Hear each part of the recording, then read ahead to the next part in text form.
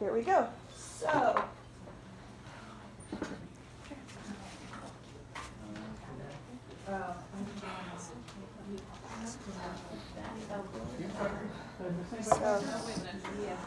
hi everybody, and welcome to the Ballots for Patients training. I've got the microphone here so everyone can hear.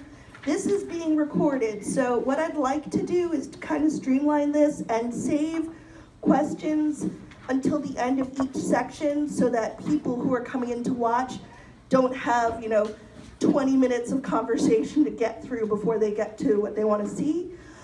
For people watching the video, I will have links in the comments section for both where in the minute mark to find certain things, but also there's a sample that I've handed out to people. I will have a copy of that PDF on the website that I'll link to in the comments. And if you have any questions, comments, email ballotsforpatients@gmail.com. I will now hand this over to Paul. Woo! Woo! Okay, hi everybody. My name is Paul O'Hanlon, and I'm really glad you're here. So, how many people here have never done this before? Awesome. How many here have ever done this before? One, two.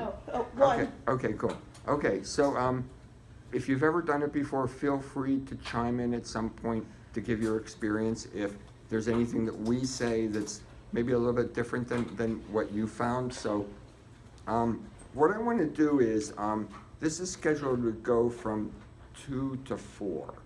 I have a bad tendency to fill the available time, so I'm going to try to do it quicker, but my purpose is to serve you, to let you out earlier if possible, but not at the expense of you feeling like you're not prepared.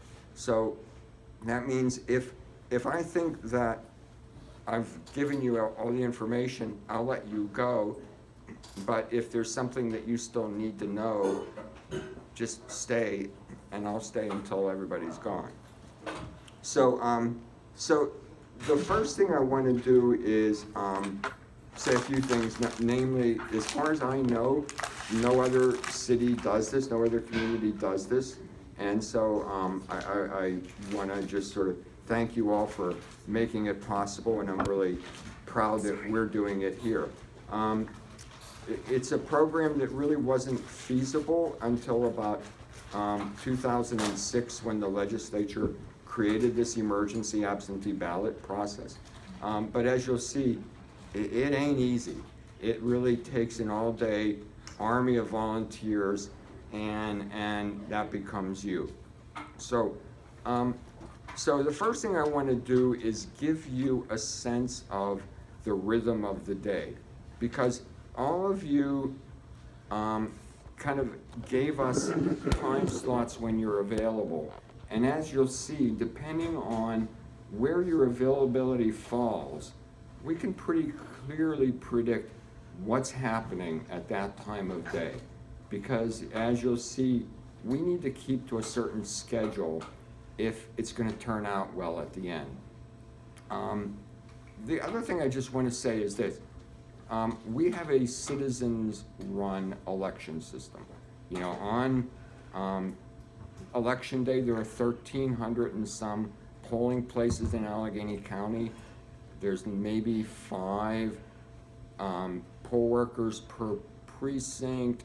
You multiply that, that's a heck of a lot of people. They're just regular people like you and me. And that means that our elections are run by amateurs, which, is kind of neat in a way. And citizen amateurs run their own election, and that's what you guys are.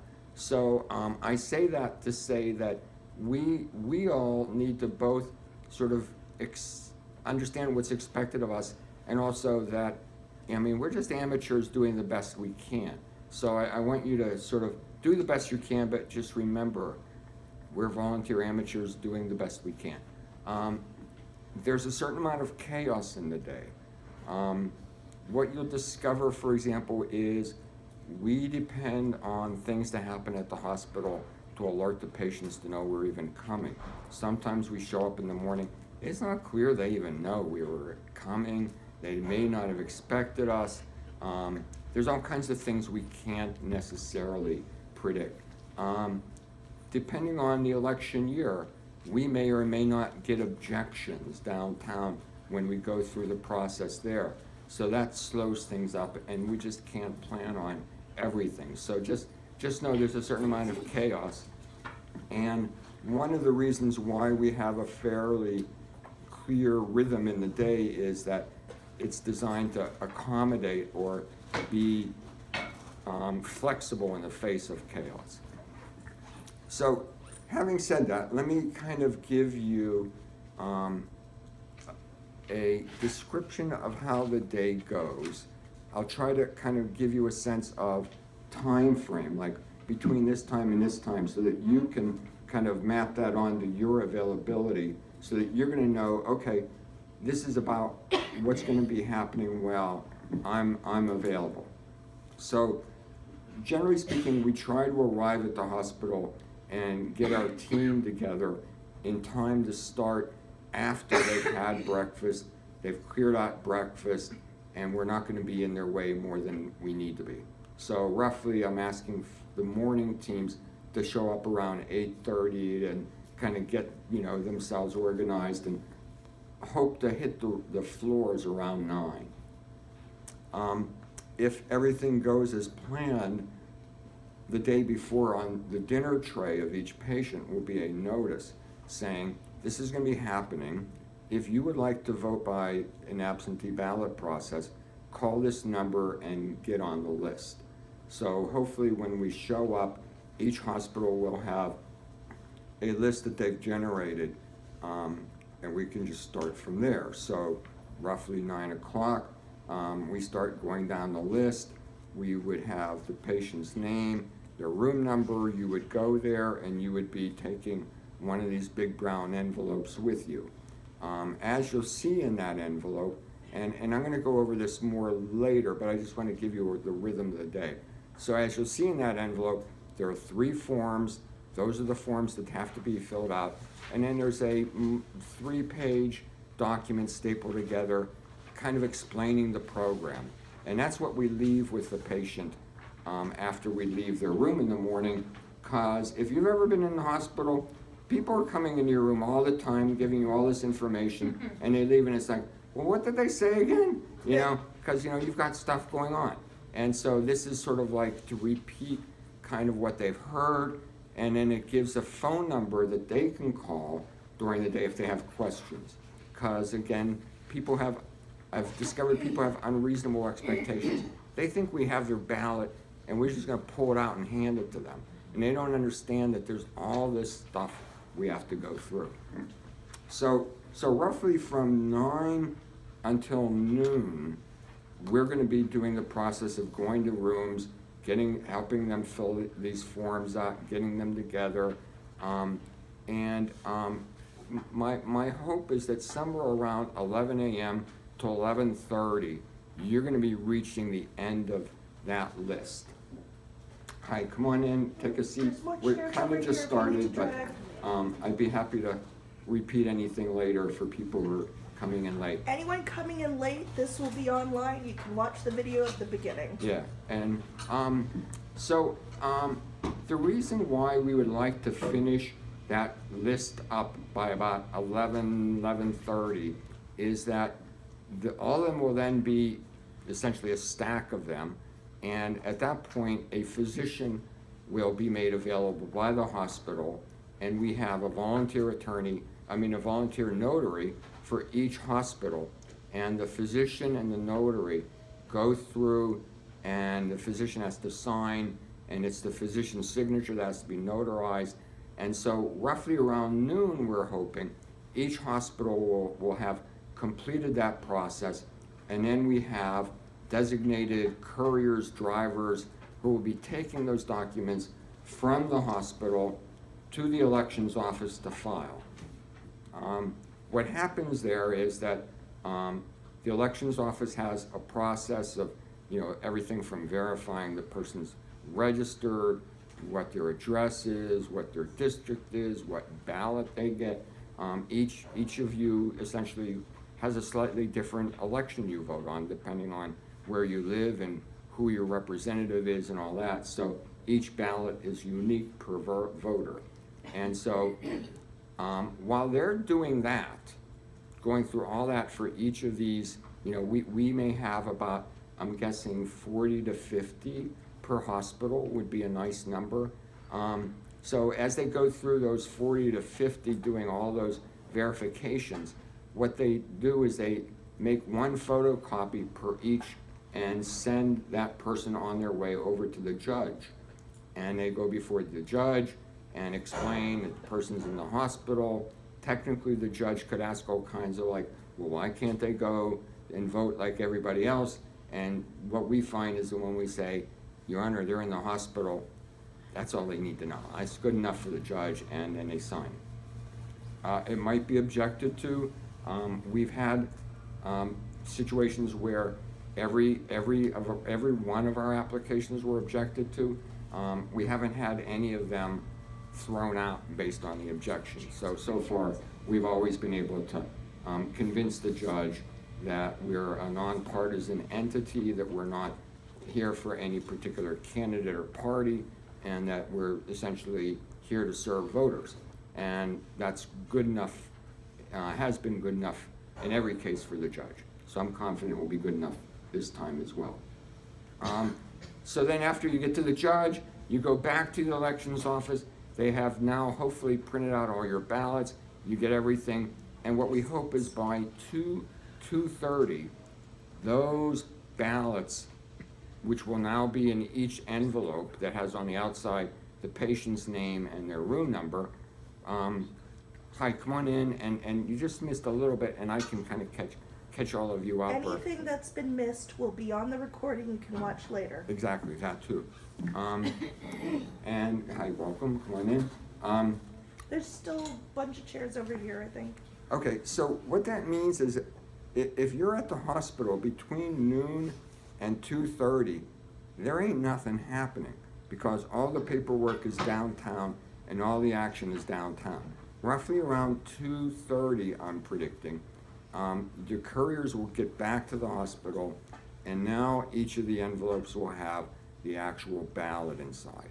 And so the afternoon team basically gets the envelope, you know, goes to the patient's room, and what I would suggest is, depending on, you know, what it seems the patient is, you know, capable of doing. You know, like if you've got somebody who's got tubes and wires in all their hands, and it's like, I don't know how I'm going to do this. Obviously, you're going to need a lot of assistance. Some of the people, you'll go in their room and they'll say, hey, I can do this, no problem. You know, in which case, hand them their stuff and then come back in a few minutes while you do other things. But so from 2:30, hopefully until maybe 4:30 to 5 would be our target. We would be doing that, and then roughly around 5, hopefully by then everybody's been able to vote. You've found all your people. It's not unusual for people to be discharged between the time in the morning when they fill it out in the afternoon and you get back there, or people you can't find because they're in X-ray, or, you know, we do what we can, but things happen. And so roughly around 5 then, if all goes as planned, we will be complete. We will then be handing the courier those same envelopes again now with the completed ballots, and you'll be done. And the courier will go down and file it. So what that means is that some of you are doing the morning kind of volunteer shift in the hospital. Some of you are doing pieces of that back and forth and downtown stuff. Some of you are doing the afternoon stuff, and it all kind of manages to work. I know that in 2012, we did about 300 total, and I might hope that we do as well this year. So, but you never know, and you know, we'll see. So that's kind of like the rhythm of the day. And now I want to kind of give a little bit more detail about each job and what happens. So if you know that you're available at certain times, when we come to your time, sort of listen really closely, because the other stuff will just be kind of for general information. Which I'm going to add on, a bunch of people said that they can drive. If you have not been informed already, like, you're probably not going to be a driver, but still pay attention to that part. Right. So. Okay, so if you would pull out all the papers in your brown envelope and look first for the forms. I'm going to basically be directing you to the 3 forms. And the first form is the one that has most of the printing on. It looks kind of like a square design with all kinds of text. Not the one with the blue, I mean within the envelope. Some of you got, yeah, exactly. So what you'll see, there's a few different sections, and they're kind of indexed by the side. So the first section, you'll see, I can see that, thanks. The first section on the top has kind of like all the identifying information, the name, the address, all kinds of stuff. So my invitation to you right now is go through that as if it was you.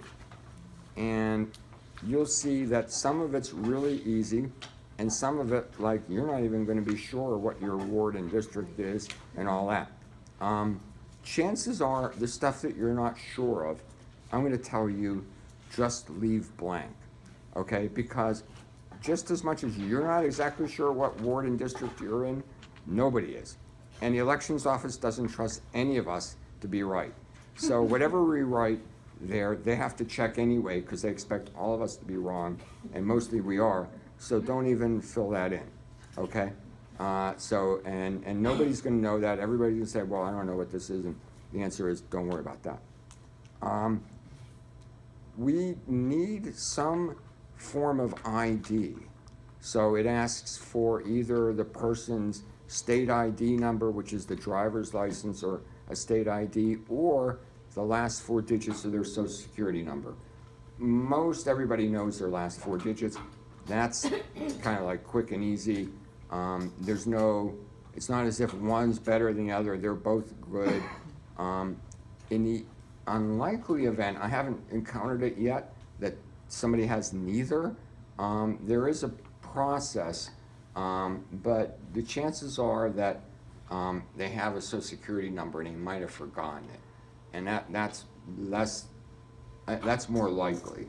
And what I've been able to do is ask the patient to ask the hospital, because almost certainly the hospital knows. So, and the hospital's not going to tell you, but they'll tell their patient, and blah blah blah. So there's a way, but my experience, that hasn't been a problem. When you say ask the hospital, would that be the nurse or? Yeah. I mean, that generally speaking, it's within their medical records, their social security number. So I think that the hospital could find that out for them. But essentially we're in problem solving mode. What do we do? And the answer is the best we can. And if the answer ends up being they can't get it, the person should sign it. If they have some form of ID, it could be copied, but it's a mess. But I would say in that case, if you come across that, get in touch with Elisa or I, so that you can just double check what should happen. Everyone will have our phone numbers. So after the person fills out the top section, which is sort of name, rank, serial number kind of stuff, then you'll see the next section is something that we're going to leave blank, because that's for people who are applying for reasons of business or occupation. They have to be out of town for business or whatever. That's not our situation. So we're in the next section below that, which is illness or disability. And essentially the voter says, I'm not going to be able to vote at my regular precinct because I have some illness or disability, and here it is. The first year we did this, we didn't know what to expect, and people wrote the most amazing information that, like, I felt like really embarrassed because, oh my God, this is really private stuff, and this is a public document, and maybe we shouldn't be encouraging that. So all we tell people is just say, I'm in the hospital. Why you're in the hospital, the judge doesn't even want to know. That's good enough for the judge, and this is a public document. So, you know, just for your information. So all the person really should and needs to say is, I'm in the hospital. And then they sign it and date it, and as you'll see later, it's the physician that'll have to sign it and then have that notarized. So that's most of the work. Now, the next document that you'll see is, yes? The last one to explain about a patient that's not able to sign their name. Oh, good point, right. So, that patient I described, it's got all kinds of wires and tubes going into their hand, been there, done that. It's hard to even grab a pen. And so you may be required to assist.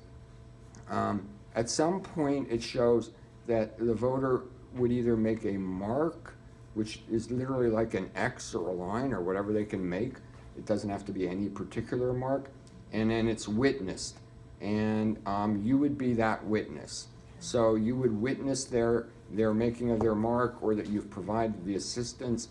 And why you have to give your name and address is in the unlikely event that that voter has a challenge to their ballot, in which case then that they got assistance.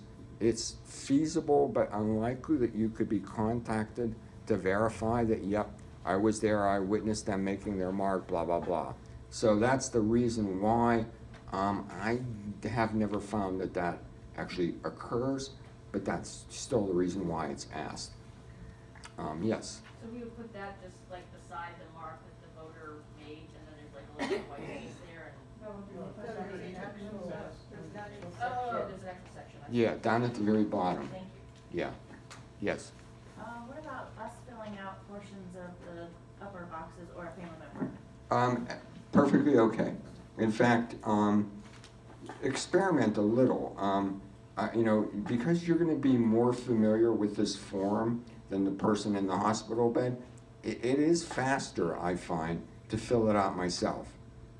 But some people really want to fill it out themselves, and some people are perfectly capable, in which case it's faster still to let them do it, and you do go in another room and, you know, come back, so to speak. So you know, that, but yeah, it's perfectly okay for you to really do everything except the signing and making of the mark. So if we fill out the information about their address, et cetera, do we still have to do anything on this bottom section, or? I don't think, I mean, I don't know, Michael, what's your sense? But my sense is that not really. No, it's only their signature that we have to verify that they made a mark. Yeah, Okay. yeah, I think that we can assist them, but it's not, I think that the critical part is not that, but that, you know, any question. We currently use your, you know, when you register to vote, you sign, that signature is actually duplicated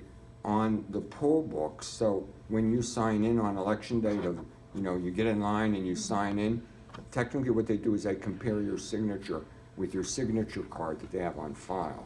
And so signatures have a special effect or reason or purpose in this whole system, and that's why you witnessing what might be an unusual or a non-standard signature or mark for this voter becomes important, because then they say, oh, this isn't what their signature card looks like. Well, they didn't have tubes and wires in their hand at that time. Is it just black pen? Black or blue. Black or blue? Yeah, I think that the prothonotary doesn't care whether it's black or blue. Yes? This might be obvious, but you mentioned this is a public document. Will any identifiable information be publicly available? Absolutely. Date of Yeah. birth and... You everything. You'd be so, yeah, everything in our voting system is public except who you voted for. So it's public that you voted. They can tell Whether you, I mean, all this information is public. The only information that's not is, you know, what happens when you go into that booth. Okay. So if the Okay. patient asks if their social and driver's license will be, like, this is all. It's totally But public it's document. just as public as if you go to your polling location, that list of who has come in, that's a public record as well, and that has the same info for you. So, Yeah. kind of the same. Yeah. Yeah, I mean, if this is news to you, it's a public document, every election you voted in, what elections you don't vote in, what you're registered, what your address is, what your age is. I mean, for lots of reasons, this is public information, mostly for election security and administration purposes. Yes? Maybe it's a tangent. In terms of eligibility, only the patients are eligible, or are family members tending to them? The husband whose wife is in labor, is he eligible also to do this, or only the patient? That's actually a great question. And I think that the answer is generally no. There is, so I'm a lawyer, and one of the things that lawyers do is you think about, well, if I was going to challenge this, who would be my perfect plaintiff? My you know, the perfect client. So my perfect client would be a parent who has a minor child that they are required to stay in the hospital to provide a permission or sign, you know, et cetera, et cetera. Yeah, and that person literally is required to be there and can't go and vote at the regular polling place.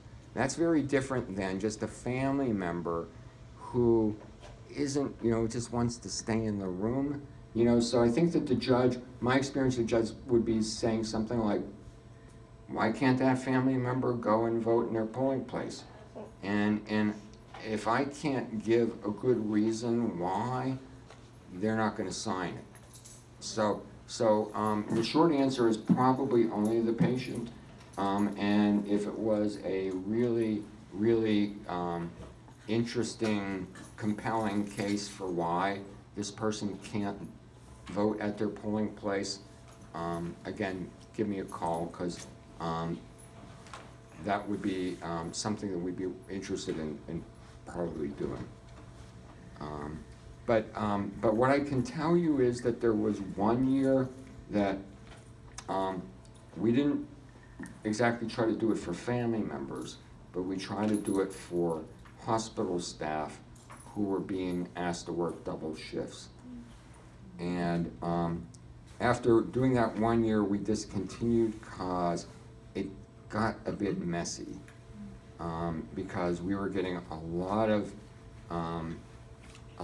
demand from staff people that it wasn't really clear they clearly didn't want to have to go and vote at their polling place if they could just do this.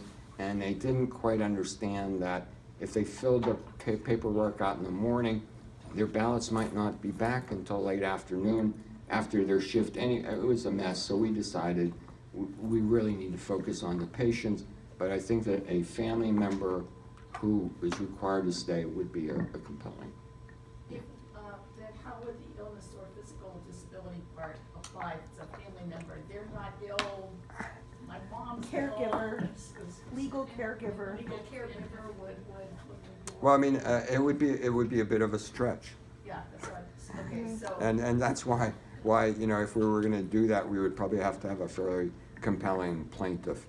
But my experience is that judges don't want to stop people with good reasons from voting. I mean, you know, it's not like it's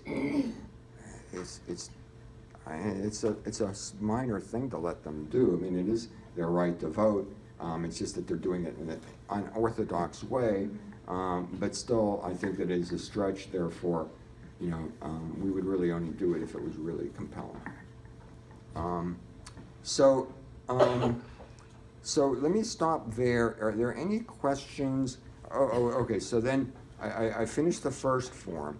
So then the second form is where the voter designates a person to be their designated agent. And so what this is for is that if you were to vote by absentee ballot, you would discover that the prothonotary or the elections office will not give your absentee ballot to just anybody. They'll give it to you and nobody else, unless they have a document signed like this authorizing this other person to be your agent and essentially giving them the permission to give your ballot to this other person to give to you. And so that's what we need the hospital patient to sign. It isn't always the case that we know at that moment who it will be. So in some cases, we leave that blank. What we hope is for this election that we've already identified each hospital and who's going to be the designated agent, and we're even hoping to have either that pre-printed or somebody in the morning shift will have that job of like, okay, each one that comes in and finished, I'm going to write the designated agent's name and address. Because you'll see that on one document, the designated agent has to be identified, and on the other document, they have to sign it and it has to have their address. And so these are different documents that look close enough alike that I've had situations where hospitals thought they were duplicates and only did one, but in fact they're sort of like hand in glove kind of documents. One fits with the other, and they're both necessary. And so what that means is that one of the documents the voter, namely the hospital patient, signs, and the other document they actually don't. It's the designated agent that signs. But the hospital's, the patient's name would be something that you would write into that blank. Both of these have to be signed? One has to be signed by the patient, and then one will be signed by the designated agent.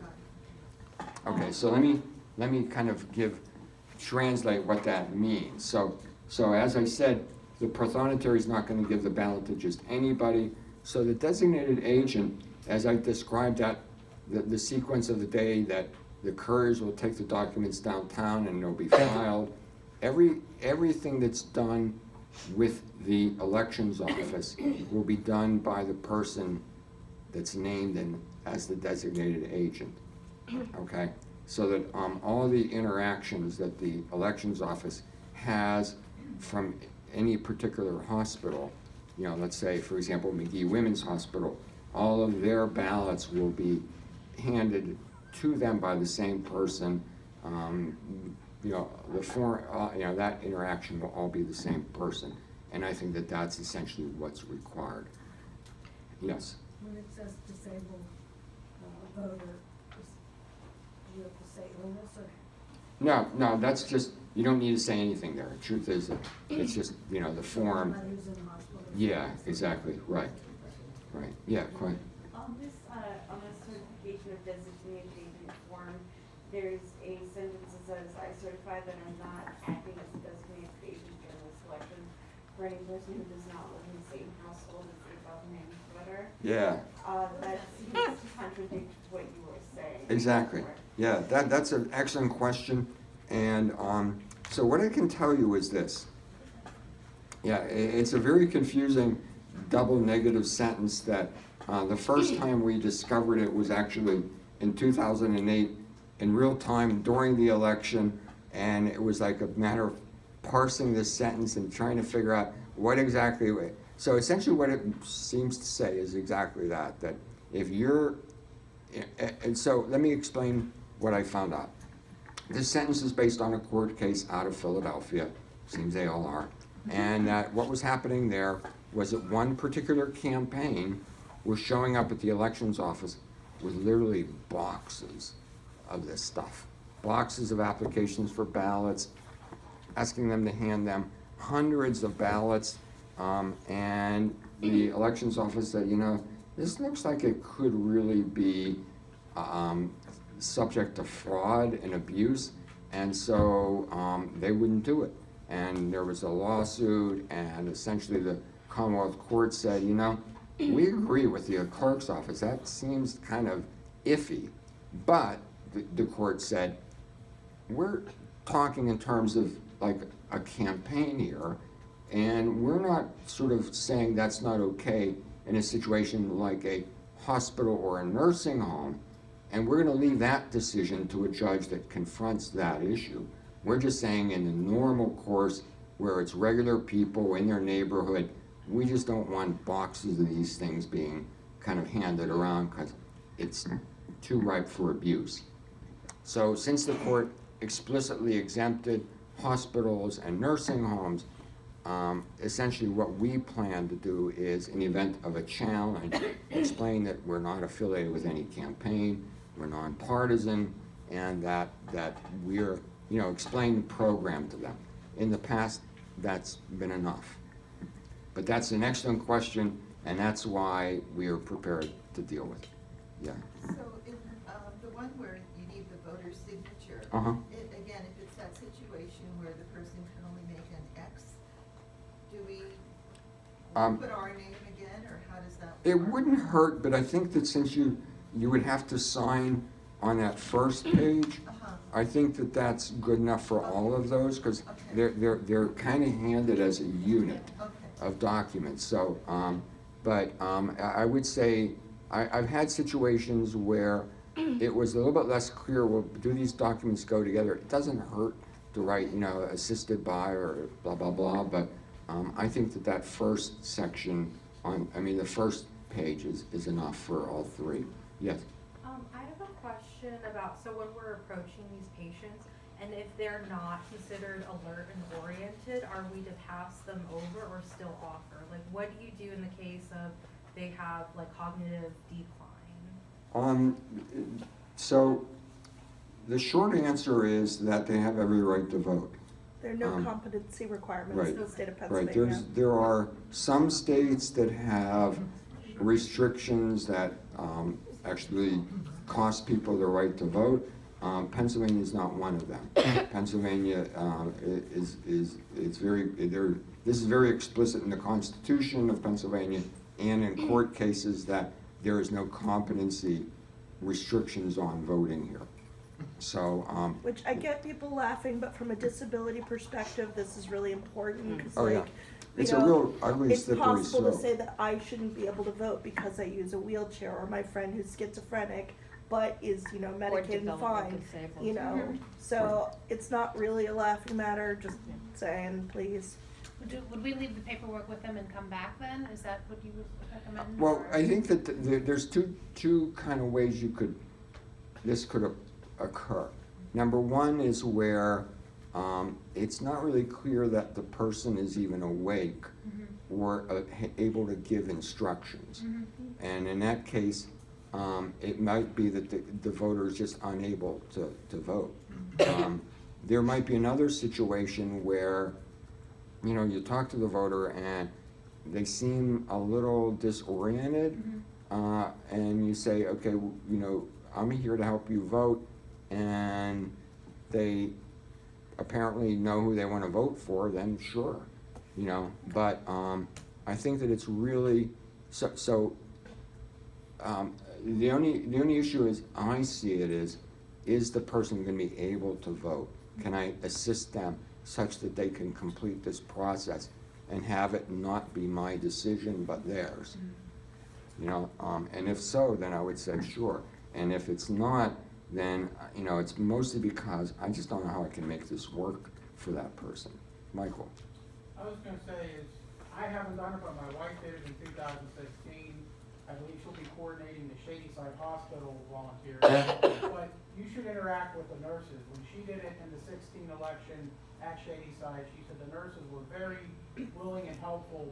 And some of them maybe to ask the patient you're going to whether they are awake, whether they have, because they'll know perhaps if that patient's going to be out of it, you know, just sleeping or knocked out for another hour or so. And you could prioritize and maybe put that patient a little farther down and try to come back to that person just to be more efficient. Good point. Yeah. Oh, Wendy has. Okay. Sorry. And what about in the case of a power of attorney, somebody says, I mean, you've got someone who's become quadriplegic, you know, and is a little out of it, and someone says, I have their power of attorney. They don't have the power to vote that for them. Yeah. But if they're able to say, go ahead, well, I guess if they're able to No. say, No, there's no proxy for that sort of thing. Mhm. really, okay. Yeah. It's really, That's yeah. important to know. I mean, I think that you have to be able to discern the voter's intent. I think that's the operative kind of thing.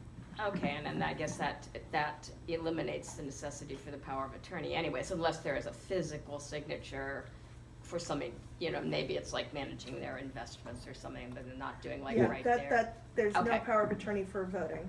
Gotcha, good to know. Yeah. And for the competency question, if someone like in the mental health system has been declared legally incompetent, is that all, are they also still allowed to vote, or is Yeah. that, okay? Yeah, there's a very narrow situation where someone has been declared incompetent and the court has entered an order stripping their right to vote away. That's no. Guardianship is a much milder situation. I'm talking about a very extreme situation. It has to be a very extreme situation. It's extremely rare in Pennsylvania. I mean, I can't quite. I predict you're not going to encounter any voter who's legitimately had their right to vote stripped away. So, yeah. So I presume that someone like this lovely shooter last week, who has just been accused of a felony, would still have the right to vote, like if he were still in the hospital. The shooters. But has not yet been convicted. Yeah, the shooter status is really, you know, if you think in terms of people who commit crimes. So in Pennsylvania, the only individuals who lose the right to vote because of the commission of a crime are people who are currently incarcerated for commission of a felony. That's what So if they're in prison for a felony, they can't vote. How are they going to vote? They're in prison, you know. And if they're in prison for a misdemeanor, they actually have a right to vote by absentee ballot. So, yeah, I knew that about the and if they committed a felony, but they're not allowed on the street on parole or probation, they have a right to vote. Okay. So they're in the hospital and they're in that situation. Right. So But we wouldn't even know that. They really, can't, because my unit I work on, we get a lot of prisoners, you know, from the state, so they can still vote. That's an interesting question. If this is a prisoner who's they're shackled to the bed. Having had similar things with Western Psych, they won't let us near those people anyway, so it's a non-issue. I don't know what Michael thinks. I mean, my thought is that they're still in prison, really. They might be at a hospital facility to get treatment, but that doesn't mean they're out of jail. Yeah, they are still in custody. We've had that when I worked at UPMC. They won't let us near them. Okay. So. So if I think that if they're in prison for a felony, but they happen to be in the hospital at the moment, they probably don't have the right to vote. But honestly, I've never thought of that. I'm sure there's not a court case on that yet. Yeah. Yeah, well, this guy last week. Oh, okay. Well, lots of people are homeless, and so what that means is that when they register to vote, they're confronted with the question of what address to use. The only thing that means is that when you assist such a person to fill these forms out, I think the question I always ask voters is, when you registered to vote, the last time you registered, what address do you think you gave? Okay, and it's important to write that down, because see, what happens is that we don't always remember the address we used. But if we remember one address, chances are we were registered there sometime, and when the elections office is trying to match these papers with voting records, like whose is this, they'll use all that information to identify the right voter. So if you're Mary Smith that once was registered to vote on Forbes Avenue, but you know, actually today you're registered to vote somewhere else, but they see, oh, they said Forbes, they used to live there, now they're registered here. It's not like you lose your right to vote. They just now say, oh, they get this ballot instead of that one. So they'll figure you know, so yeah, but some of the questions on that first name, rank, serial number are things like address, things like occupation, you know, and again, what occupation do you think you wrote down when you registered to vote? Because you did, but, you know, it's like, damn, that was a long time ago, what did I say? You know, what was I doing? You know, you have those kind of conversations going on. Yeah. Again, whatever you can put down, even if it's wrong, your best guess can help. Can I cut in for a moment? So we are almost at the 1 hour mark so far, and we're still in the section on the application, let alone filling out the ballots.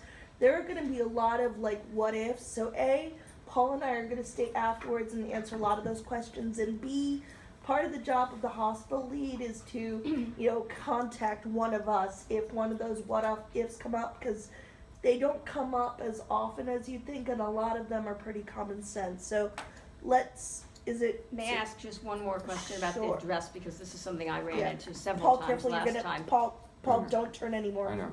Okay. Is that, you know, No. when people move, there's a time frame in which their registration at the last address is still good, but after that, if they haven't changed it, I think we experienced that they weren't able to vote.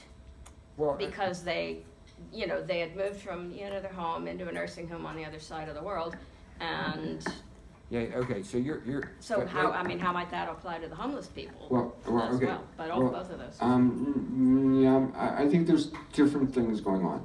If you don't vote for like a certain number of elections in a row, you're going to be purged. They will remove your name from the voting rolls. So if anybody hasn't voted for some number of elections, they may find that they're not registered to vote anymore. And so it's not unusual to get downtown with one of these sort of packets of applications and have them say they're not currently registered. And but we found that in several cases that I visited, that it was a question of when they had moved from their previous that's a different address. issue. So what happens is, once you move, you're supposed to re-register at your new address. However, if you haven't done that, you're allowed to vote once at your old precinct, okay? No matter how many years it's been. As long as you're still registered. Okay. Okay. Now, what that means is that, but the point, and you're so like, if I moved and I go to my old precinct to vote anyway, I can do that once. I'm supposed to tell them I moved, and they're supposed to let me vote, and they're supposed to say, okay, well, where did you move to? And then they re-register you there for the next election at your correct address, but you're still allowed to vote. And so as long as the person's registered to vote at some address, it kind of doesn't matter what address they give, it just matters that they're able to identify the right voter. I think there was a time frame on that, isn't it, that they can only do that at the next election? I wouldn't worry about that. If that's it comes not our up, word. we'll find out on the day of. Gotcha. Yeah, I mean, I think that's, technically, maybe there's a year period, but I can tell you practically what that means is if they're still registered, they still have a right to vote, and it's only a matter of figuring out what ballot they're entitled to based on where they were last legally registered at. Because I encountered several that were turned down and they weren't given If ballots. there's an issue, all we do is tell them when we come back with the ballot Just letter and coming saying, back. Okay. there was an issue at the courthouse, we can't do your ballot today. You should check with the courthouse what your registration status is and Okay. re-register. And then we just go from there. Okay, but I just wondered how that might apply to homeless people. It would be pretty much the same thing. Same thing. Probably Okay. no different. No different. I mean, a lot of people who are homeless, it's tricky because you have to give an address that you can receive mail at. And so a lot of times they use homeless shelters and other agencies that agree to serve and have their address used. But, you know, I'm not sure that that's going to be something that we encounter as being a problem. Okay. It might just be a problem if the person has a hard time remembering what that address is now because they didn't really live there. If it was me, I would have a hard time. Yeah, Michael. Oh, in that case, is it better to leave the address blank or put something like homeless or shelter agency or just leave it blank? I think the correct answer is that no answer is the wrong answer. More information is always better, and it's not like if you give the wrong information, you're screwed. It's more like if you give the wrong information, they'll ignore the wrong information and look for what's right. You know, because their purpose is really truly to be able to match, to actually be able to say, yep, this person's registered, this is that person, this is their ballot that they're entitled to cast. That's really their concern. And so whatever we can put down that makes it more likely they can do that, the better. So if it's like probably a homeless shelter on the north side, that might be the best thing that you got, you know, and I would probably put that rather than leave it blank. We should move on. Okay, so I think then I'm going to assume that you have a good sense of what happens in the morning. That's kind of ended with the physician and the signing and the notarization, and then it's all gathered together and on its way downtown. And nothing will be happening at the hospital beyond that point until those things return. So chances are between, say, noon and 2:30, any of you who are all-day people, if you're not part of that courier filing process, you've got time off. Yeah. We would expect sometime, yes? Do you have sometimes problems to get the physician to sign because he's in surgery? Let's assume. No, we have a designated physician for each hospital. We have a physician, designated notary. So basically, you know, the hospital, each lead for each hospital will have the cell phone numbers of everyone who is participating. So if you want as a group, you know, if you're in Presby, if you want as a group, go to Presby and cafeteria and get some coffee. Or you can separate ways, and then when the driver calls the lead to say, on my way back, the lead will call all the scattered volunteers and say, hey, start coming back. And every time we do this, we're able to fine-tune it a little bit. And we learned after the first few that the hospital at first said, just grab any doctor. And that was chaotic. And we both agreed that wasn't such a great system. So now we have what I call the designated doc. So the designated doc simply shows up at a certain time and plows through those babies, signing and getting them notarized, and it is quick and easy. And like that, what you're going to find is that chances are something will go wrong. And we learn from every year that something goes wrong, and we make it a little bit better. So, but what we've learned over the years is a go-to doc is really great. So we're not going to be chasing down doctors. It's not as, you know, it's not necessarily the patient's doctor. It's a physician. All it requires is a physician, and essentially what they want to make sure is this is a, you know, shady side patient, and that's good enough for the physician. It's good enough for the judge. It's good enough for us. So, but yeah, that's how it works. Then, if all goes as planned, roughly around 2:30, the courier will be coming back to the hospital. And now, instead of all those forms in this big brown envelope, will be the absentee ballot and a whole slew of envelopes. And probably that little blue instruction sheet. So there's a few, unfortunately, one of the things I don't have in my possession are samples of the actual envelopes that you're going to see. And so what I did was, one year I made, sort of scanned them just so I had them.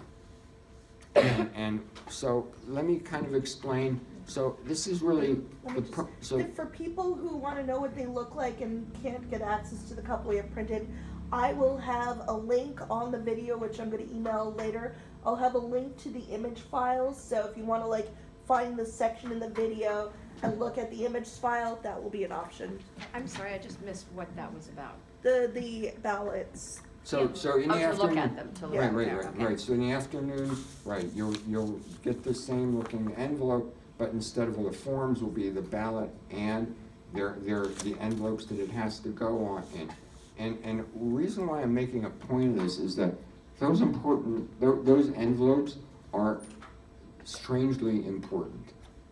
And if you do it wrong, their vote will be canceled. And that's why it's very important. So I want to explain a couple of things. First off, compared to the morning, the afternoon, it's quicker. Because instead of filling out all of those forms and all that, all the voter has to do is, mark their ballot. And at the real critical part for you is making sure they get them in the right envelopes in the right order so that that part's done. And Prothonotary doesn't make, or elections office doesn't make it easy because they throw in extra envelopes. And I could kill them for it. But, they give us envelopes as if we're gonna mail it back. Obviously, we're not gonna mail it back, and they give us an envelope as if they're mailing it to us. But the bottom line is there's 2 envelopes that you need to worry about. One of them is completely blank, and it only has an official looking stamp saying official absentee ballot. And that's what's known as the privacy envelope, because after the voter completes their ballot, they put it in that envelope and they seal it. Doesn't have their name, doesn't have any identifying information, but they then put that into another envelope. And that one they also have to seal, but you'll see on the outside they have to sign it and I think date it and certify that that's their ballot. And if you or someone else assisted them, you would have to fill out that you provided assistance. Same reason as the other form. So what that means is that once it's in its privacy envelope, and then it's into the envelope that has the identifying information, and it's sealed, the other envelopes are just trash. Okay, and they can, we do whatever you want with them, but they're not necessary. But they do have to, those 2 envelopes that I mentioned, they have to be sealed, the privacy envelope should have no marks on it, no identifying kind of things, and then the outer envelope has to be signed. Because what happens then at the end of the day, after they get everybody's ballots, they go through, might be the next day, a formal process of each envelope. So this is, Mary Smith's ballot. Any objections? Hearing no objections, they open that outer envelope. Now they have the privacy envelope, and they put that into another box. And they go through that whole process until now the new box is full of ballots within their privacy envelopes, and there's no way to kind of like say, okay, who was which ballot and all that. So it's designed to both protect a certain amount of privacy and to verify that the ballot is proper and legitimate to be cast. Yes? When the ballots come back to the hospital, is the patient identified? Well, it will be right. It's right on the outside of the envelope. So, the same brown envelope you get in the morning with the patient's name. Right. Just to summarize, if some came in late, when you go to the patient, you're going to leave the first information sheet with the patient, but when you fill out the other 3 forms, they go in the brown envelope. Right. And that's what will give to the lead, and that's what they'll take to the physician, so that all the forms for each patient are going to stay in this brown. I'm correct, right, Paul? When the ballots come back, they'll be in this brown envelope. Right. with the lead. Right. So this is a surprisingly effective, though crude, filing system. Okay, and what you discover, so if you were a lawyer, one of the first things you learn is you never have 2 client files open at the same time. You got papers and all that, you always make sure that you close up one before you open another, so you don't kind of like commingle documents, and it can happen so easy. But we've got a process here where there's so many different hands touching each of these that the only way we can keep it straight is this crude but simple filing system.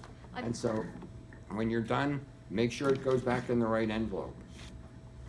I believe the question, and correct me if I'm mistaken, but I have the question is, when we get those envelopes with the ballots in them and take them to the patients, will those envelopes have the patient's name on them so that we make sure we get them to the right patient? No, this is, It's in that, you're gonna have like several. it's on the outside of this? Yeah. On the outside, it says name and room number? That's what I mean. Okay. That's, I didn't right, see right. Now, Thank what's you. confusing is the what I envelopes that we wanted get to from the pathonetary will all have forms that we fill out, like blanks, to fill in the voter's name, but it won't be pre-printed for us. But this is the way that, this is how we know, oh, this is this patient's ballot, and this is their room number, because, you know, we've kept everything in the right envelope. Completely unrelated, if anyone uses the restroom, don't forget to put the doorstop back in when you leave, or it will lock for everyone else. I almost locked you all out of there. Oh, you're good. Sprite. Yikes. Worry. Yes. Slightly just holistic. If a patient inquires about more information about the officials that they're voting on, is there some sort of bipartisan or nonpartisan resources we're recommending, or what do you recommend we do or say? Well, I mean, my go-to is always like the League of Women Voters. But, what's that? We can say that? Yeah, I mean, League of Women Voters is I think a international, universally accepted, nonpartisan entity. Yeah. So, I know I would be careful about giving anything that could be considered partisan, but I think that the League is a good option. I'm not sure I know of an equally respected, nonpartisan kind of rating entity. I would give the League of Women Voters. Oh. Yeah. Yeah. So, in terms of actually filling out the ballot, how much of a stickler is the office for like filling in the oval as described, or can it be just an X through the bubble, or is that? I think that the instructions are to fill in the oval. I think that the test is whether they can discern the voter's intent. So, you know, my advice is, in all cases, try to make the job easy for the people downtown, because it's crazy. You can't imagine. I can't imagine it mattering too much, because they let you use either black or blue ink, and generally, if they're going to do it Scantron style, they'll only do black ink. Right. So. No, it says black or blue with this form, and it says they use an optical scanner. So Oh, okay. that's what it says. Thank This you. one says, use an optical scanner, black or blue ink is fine, but if you don't fill in the whole circle, the scanner won't read it. Ah. Whether or not someone else has to come back to read it, Okay, so so, fill the whole thing, yeah. Okay. Safe the better, safe. Thank you. Now, just know that we're dealing with actual people, and what I can predict is that the elections office is used to not everybody following the instructions. So again, you know, though it's an optical scanner, it's always likely the case that they scan those and they get some that are spit out because it can't read it. Doesn't mean they're not going to count those votes. It means they're probably going to have to do some hand counting. So, but I do think that the best thing to do is to try to do it right when they're really asking people to just fill in the ovals with black or blue ink, and to the extent that we can do that, we make their life easier. Yeah. I just want to confirm, so if a patient isn't able to do so, we are filling in those ovals, that's legal? Yeah, and if you do, just mark that you provided assistance. Okay. Yeah, so there's a place, you'll see on both the application and on the outer envelope, once they fill their ballot out and put it first in the privacy envelope and then in the outer envelope, they have to sign that outer envelope, and if you provided assistance, you would sign there too. And just not, I mean, it's really not, it's not bad to provide assistance, you know, and if the voter really needs it, certainly do. And, you know, and then also use your judgment if it just seems it's going to be faster to do it, and they're okay with that. But I think that people, in my experience, people are more likely to want to fill out their own ballot than their own forms. So, yeah. Do we need to put provided assistance before with our signature? Will they know? Okay, so see that blue envelope, that blue page right there that you've got? Yeah. Okay, so chances are, one of the next couple of pages after that has a picture of an outer envelope, and on it is stamped Democratic. Okay, and the reason why was People it? have a thing that's blue on top. There's a couple, there's, I think, Right. 5 floating around. Right. okay. Now, This will be available on, there will be the Oh, scan that's what the available link was. in the Okay, link. thank you. yeah, and that envelope that has Democratic stamped on was because at that time we were doing a primary election. And this general election on, on Tuesday, you're not gonna see anything like that where it's marked Republican or Democratic. But that's the kind of envelope, and you'll see there that the voter signs it, and there's a place for you to mark to indicate if you've provided assistance. Okay? Yes. I have one other question about the application for the absentee ballot. Yeah. So it says for emergencies that occur after 5 p.m. on the Friday before the election. Yeah. Is that some, if the person's been in the hospital for a week, that's not occurring after 5 p.m. on the Friday, so Right. are they eligible to vote? Only if they've been admitted after 5 p.m. Well, I think that there's 2 answers to that. Number one is that I haven't had a judge actually ask that or really peer into it that closely, but when I can tell you that I have with patients, and I can tell you that it's amazing that if I've got somebody there on Tuesday and they've been there a week, chances are they thought they were gonna get out last Thursday, and then this happened, and then it was gonna be this Sunday, and then this happened, and they're shocked that they're still in by Tuesday because they wouldn't have waited till now had they known all those other things that happened. So any of those can be triggering. So I just think that the reality is that I wouldn't peer into it that closely because I would expect that there's good reasons. Now, the worst that can happen is they'll just kick the ballot out and they won't count it. Yeah, I think, again, I mean, that's certainly how the judge kind of sees it. Like, these are people with good excuses. I see a lot of people with bad excuses, and this is a good one, Yeah, the emergency's still occurring after 5 o'clock on Friday. Yeah, so, good question, but I think that that's what I would say. Yeah. Given the high turnover in the ER, are the volunteers working the floors of the emergency departments, or because of the nature? No like the emergency okay. departments, it's too dangerous. Right. Yeah. Okay. So just And too general transient, just inpatient. ERs are too transient too. Okay. So, I think that just procedurally, it's really going to be hard to capture somebody that's coming in on an emergency basis at 9 a.m., say, just because, all the sequential things to alert them and all that. The one thing I can tell you, though, is that you're there. There's a certain hustle and bustle. If you're in, like, on the floor doing what you're doing, word gets around, word of mouth. Before you know it, somebody says, I have an uncle who's in there. He's not on the list, but can you do? So it does happen that we get sometimes people that come in like that, but mostly they're going to be people who don't even know it. They didn't get that dinner tray notice, they weren't there for it, and we just can't. It's just the way it is. So anyway, so I think that I was in the process of, the ballots in the afternoon come back around 2:30 in the envelope.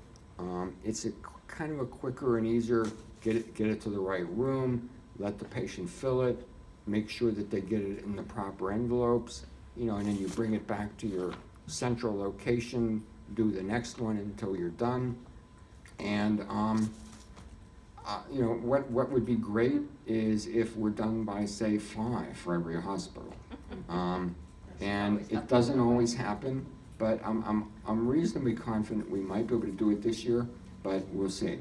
And the reason why is that chaos. If we don't plan to end at 5, and we have a problem and it doesn't end till 7, it's not an emergency. But if it's worse than that, it gets really scary, icky. Everybody's, like running late. People in the hospital are working overtime. Somebody that starts in the morning, with the morning shift might still not want to leave till everything, so that's kind of the plan. Yes? So the 5 o'clock to 8 o'clock potential shift, is that a shift that exists, and would there be like a function, or I'm just going off of like the scheduling? Yeah, so I think that what we hope to do is have a Google page that's up all day that keeps track of, so, when your hospital is done with the morning shift and gets all your paperwork to the courier, so it's noon and you're like, great, we finished that, let us know. We'll kind of try to have a way for everybody to see, oh, this hospital is on time, this hospital is a little bit late, this hospital might need help, this hospital at the end of the day is already done, or this hospital is still like running ragged because they had a whole lot more play or a whole lot more delay. So I think that's the answer.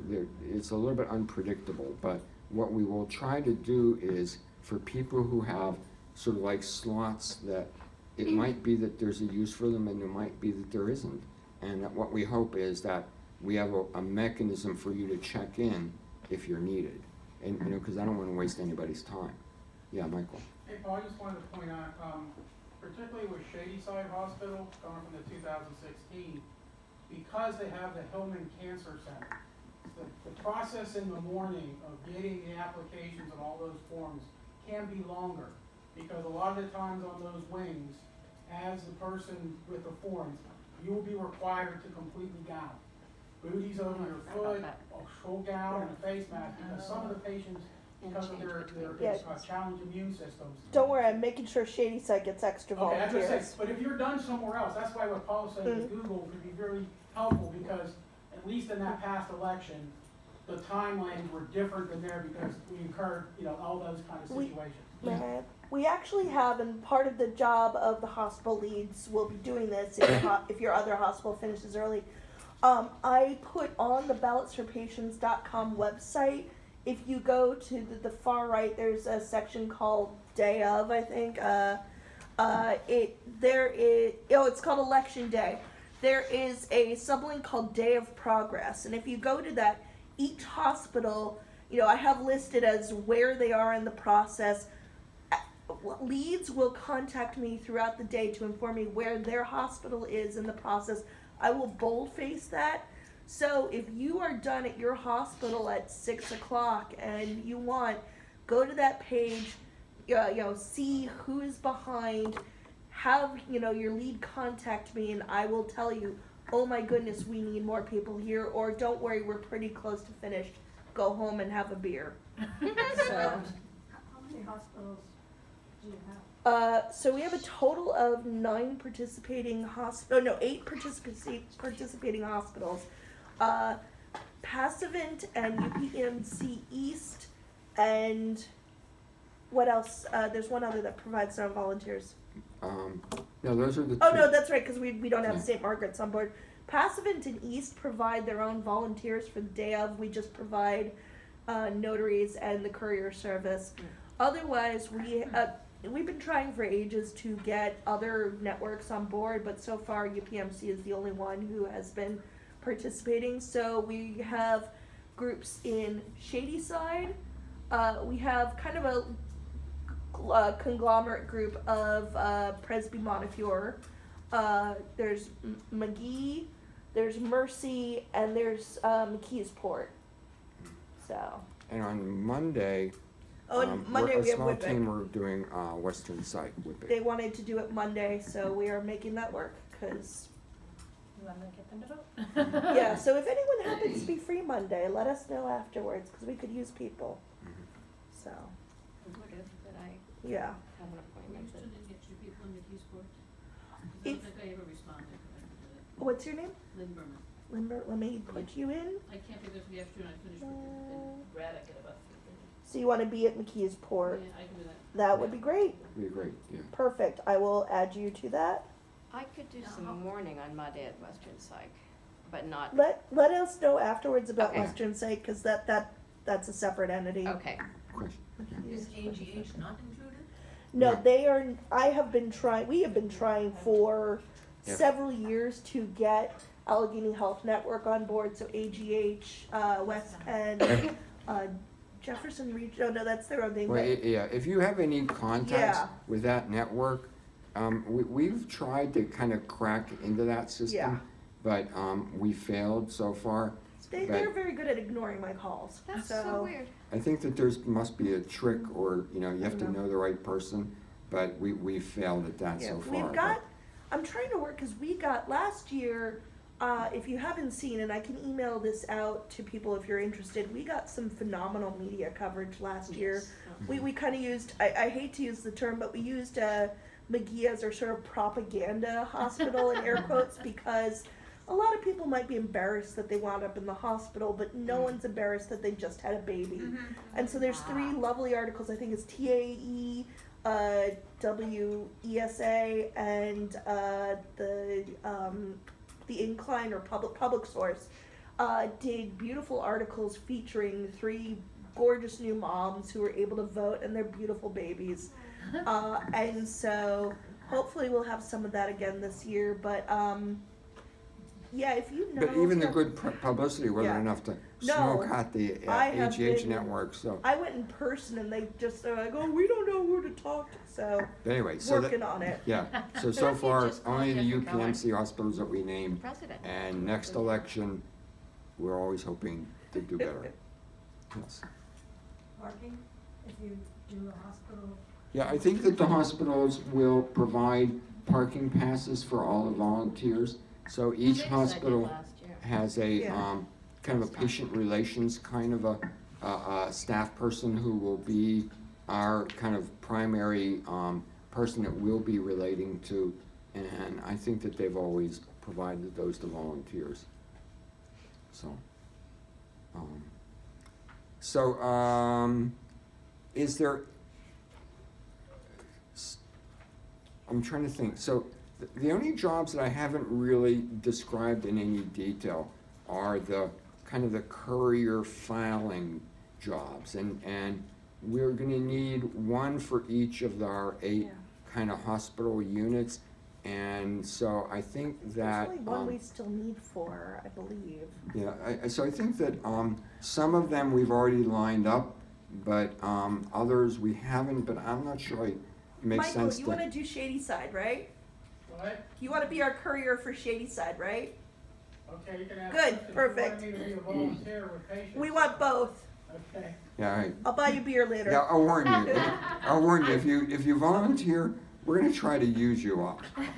So, We love you all. So, Anything you need.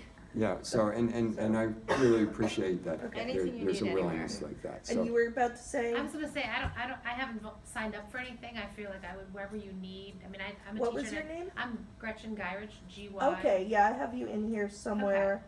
Yeah, I have you as all day and and I have you, yes, as a driver, so you were one of the people being considered, so. Okay. I might take her over you just because of trying to find parking for the wheelchair and whatnot. Might be difficult Well, with if it's downtown. busing, If it's busing, but but then that'd be rush hour, so Yeah, that'd be an issue. yeah, that was my concern. Otherwise, I would happily take buses you, and but then- I will Gotcha. put you in Okay. as. And truthfully, parking isn't Yeah. an issue because I can walk. I mean, if I have to, I just go in a Okay. regular space, and I mean, Okay, you Well, know, in any case, and in any keep case, the yeah. van out until I Okay, unload the chair. You know, Well, we will get it worked out. So, so, I'd rather be in the hospital, yeah. but if you need me, I think we only need the one more. So. okay. okay, so let me, Yeah. let me ask it this way. So there's one real job that I haven't described, and there's a few hospitals that we haven't identified who's gonna do this for us yet. So let me see if this is within anybody's schedule, and I had Val in mind, but maybe I shouldn't say that quite yet. But, and I think that what we need, okay, so basically the job is that we need somebody who's available from about noon to about 2:30, and then would be available around 4:30 to 5. Because that's the person that would be that hospital's designated agent. So roughly around noontime, we would be getting all of these envelopes to you that are now finished, signed, sealed, notarized, and you would take them downtown. The hospitals I think that we're still trying to plug are McGee and Presby Montefiore.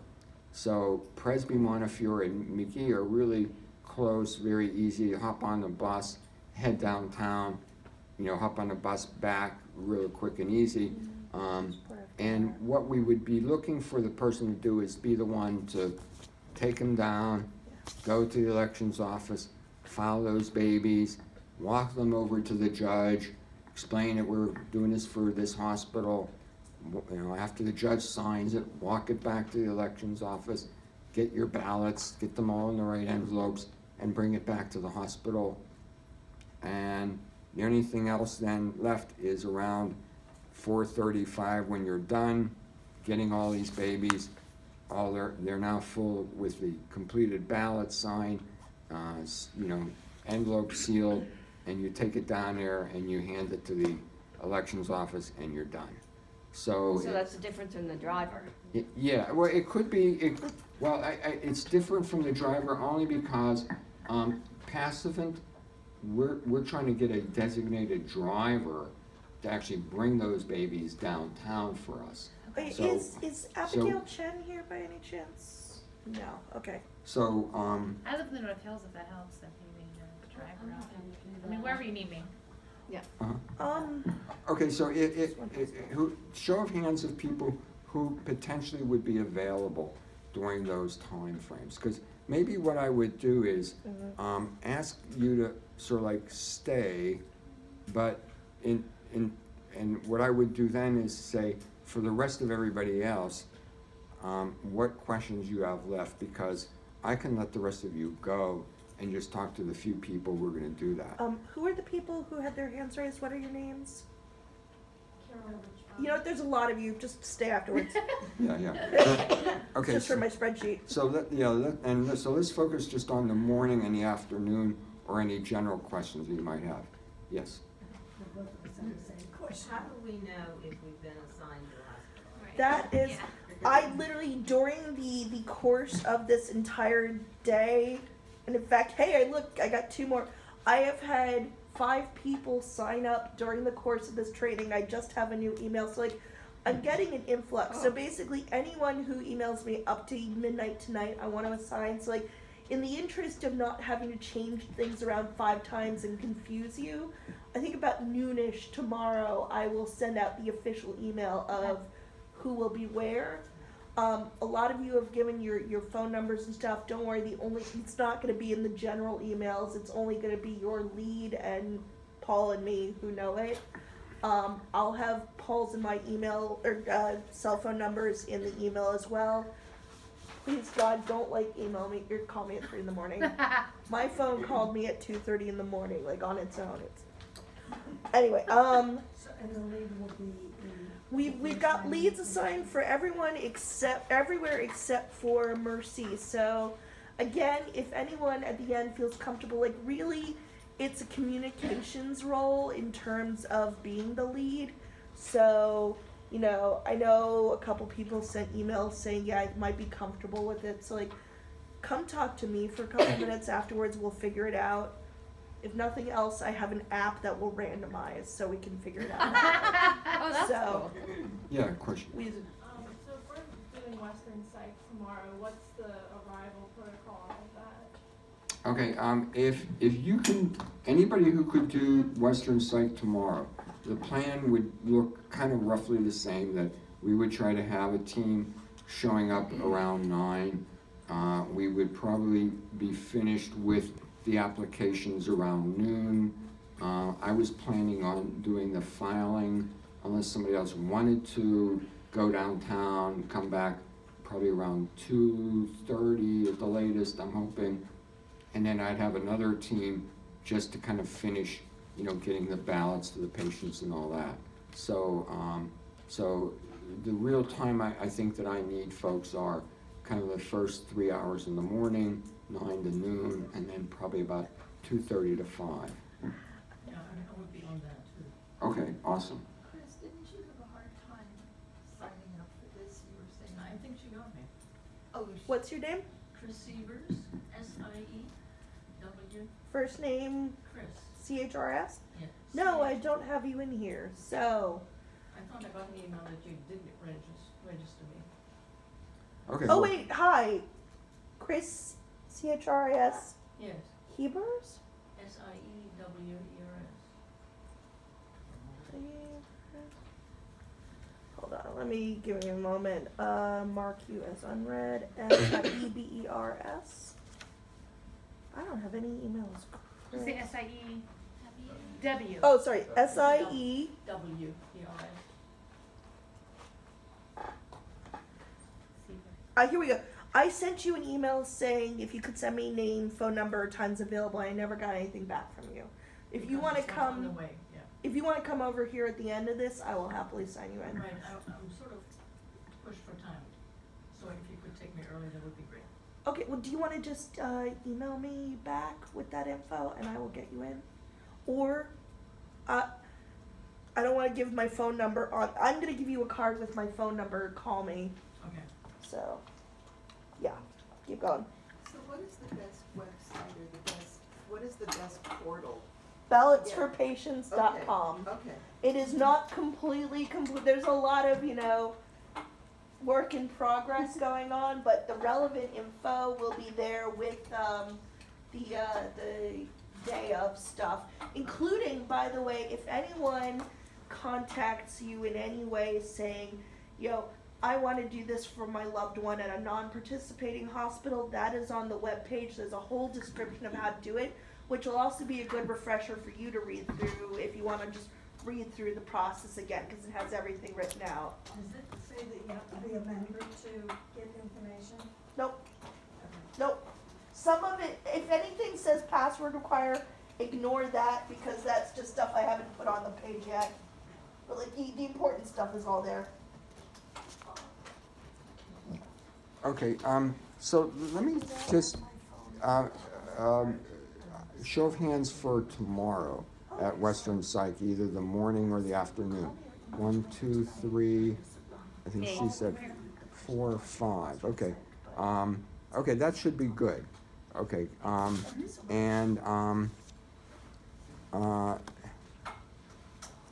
is the 5 people that Actually, did you count? I can't do tomorrow. I would just sort of. I can, yeah. Monday morning. Okay, and I'm just wondering what would be the simplest, send me an email. Does everybody have my email? Yeah, if you would send me an email just for tomorrow at Western Psych, because then I can. I will send an email out to everyone who's here right now. I've entered into our mailing list. I'm going to send an email out right now saying for people who are doing Western Psych, email Paulo Hanlon. Okay, and then I can send you the email that I received from Western Psych explaining all the protocols and this, who to talk to and what number and all that stuff. And I just as a slight promotion for tomorrow, Karen Robinson is the patient relations person I work with there. She's just incredible. I love her. She's been the most committed to this program since the very beginning, and I think it'll be a wonderful time for all because Karen's going to make it that, I'm sure. It's so much fun doing that. So anyway, so then, any other questions that people who would be working either the morning shift or the afternoon shift for either Tuesday or even Monday? Any last questions? Because if not, I could let you go and then just address the people. I guess first, I already addressed those who will come tomorrow, to email me. So I think the only folks I would ask to stay are the people who are toying with the idea of being a courier filer or something like that during the times from about noon to 2:30 and then again around 4:30 to 5. So if those few folks could stay, I'll then go over that part. Yes? My general question is, I'm assuming when we get the email that tells us our assignment, I'm going to be working in the morning, so we would follow what route we go to. Could you hit on Absolutely. the video? Yep.